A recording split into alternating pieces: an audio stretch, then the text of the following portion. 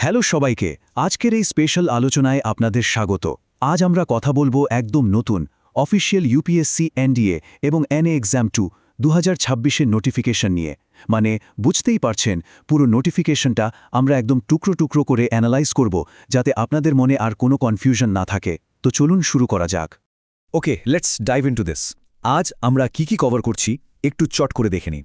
প্রথমেই থাকছে পরীক্ষার ইম্পর্টেন্ট ডেটস, তারপর ব্রাঞ্চ অনুযায়ী শূন্যপদ বা ভ্যাকেন্সি, এরপর এলিজিবিলিটি আর বয়সের লিমিট, তারপর অ্যাপ্লিকেশন প্রসেস, আর সবশেষে সিলেকশন প্রসেস নিয়ে একটা কুইক ওভারভিউ। ৩৯৪, হ্যাঁ ঠিকই শুনেছেন। সংখ্যাটা হয়তো খুব সাধারণ মনে হতে পারে, কিন্তু একটু ভেবে দেখুন তো, এটা আসলে আমাদের ভারতীয় সশস্ত্র বাহিনীতে ৩৯৪টি বিশাল, মানে রীতিমতো দুর্দান্ত সুযোগের কথা বলছে।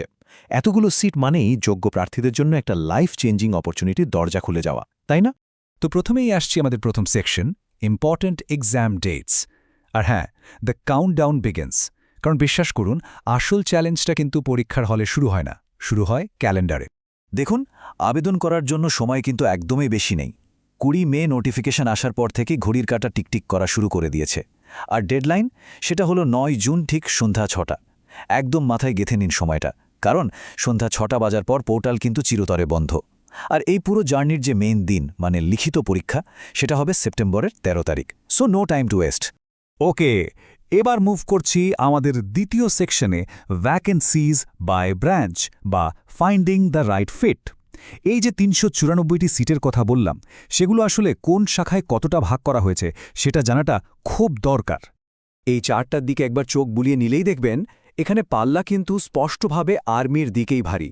আর্মিতে রয়েছে সবচেয়ে বেশি 208টি পদ। এরপরই আছে এয়ারফোর্স, যেখানে 120টি পদ ফাঁকা। আর নেভি এবং নাভাল একাডেমির জন্য রয়েছে যথাক্রমে 42টি এবং 24টি সিট। মানে অপশন কিন্তু সবার জন্যই থাকছে। এখানে একটা খুব ইন্টারেস্টিং আর গুরুত্বপূর্ণ ব্যাপার বলি। অফিসিয়াল নোটিফিকেশনটা খেয়াল করলে দেখবেন, সরকার কিন্তু আমাদের সশস্ত্র বাহিনীতে জেন্ডার ব্যালেন্স বা লিঙ্গ সমতা আনতে বেশ জোর দিচ্ছে।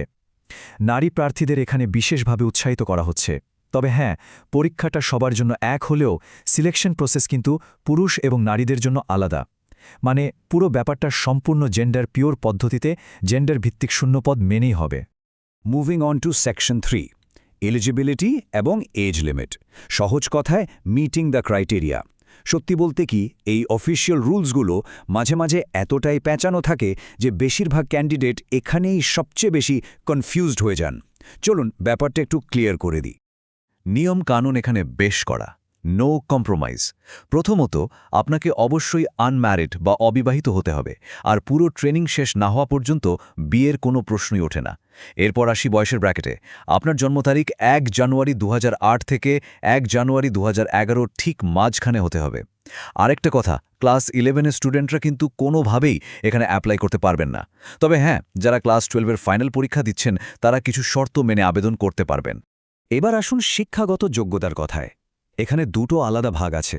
আপনি যদি আর্মি উইংয়ের কথা ভাবেন, তাহলে জাস্ট যে কোনো স্ট্রিম থেকে ক্লাস 12 পাস হলেই চলবে। কিন্তু আপনি যদি এয়ারফোর্স বা নেভেল উইংয়ে জয়েন করার স্বপ্ন দেখেন, তাহলে কিন্তু ক্লাস 12-এ ফিজিক্স, কেমিস্ট্রি আর ম্যাথস থাকাটা একদম 100% বাধ্যতামূলক। এটা মাথায় রাখতেই হবে। রাইট, এবার আসছি আমাদের 4 নম্বর সেকশনে, অ্যাপ্লিকেশন প্রসেস বা অ্যাভয়েডিং দ্য পিটফলস। বলতে পারেন এটাই সবচেয়ে সেন্সিটিভ পার্ট। upsconline.nic.in গিয়ে আবেদন করাটা কিন্তু একটা মাল্টি স্টেজ প্রসেস।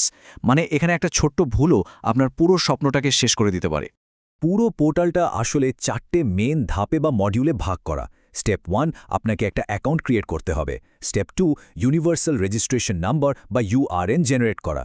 এরপর স্টেপ 3তে কমন অ্যাপ্লিকেশন ফর্মটা ফিল আপ করতে হবে। আর লাস্টলি এক্সাম স্পেসিফিক মডিউলের কাজটা সারতে হবে। মনে রাখবেন, সিস্টেম্যাটিকভাবে প্রত্যেকটা ধাপে ডাবল চেক করাটা কিন্তু মাস্ট। সরকারি ফর্ম বলে কথা, তাই কিছু কড়া নিয়মকানুন তো থাকবেই। যেমন ধরুন, আপনার URN প্রোফাইল, সেটা কিন্তু লাইফে মাত্র একবারই এডিট করা যাবে। হ্যাঁ, just one time. Form fill আপের সময় লাইভ ছবি তোলাটা একদম বাধ্যতামূলক, আর সাদা কাগজে কালো কালিতে পরপর 3টে সিগনেচার করে আপলোড করতে হবে। আইডেন্টিটি প্রুফের জন্য আধার কার্ড ইউজ করাটাই সবচেয়ে সেফ।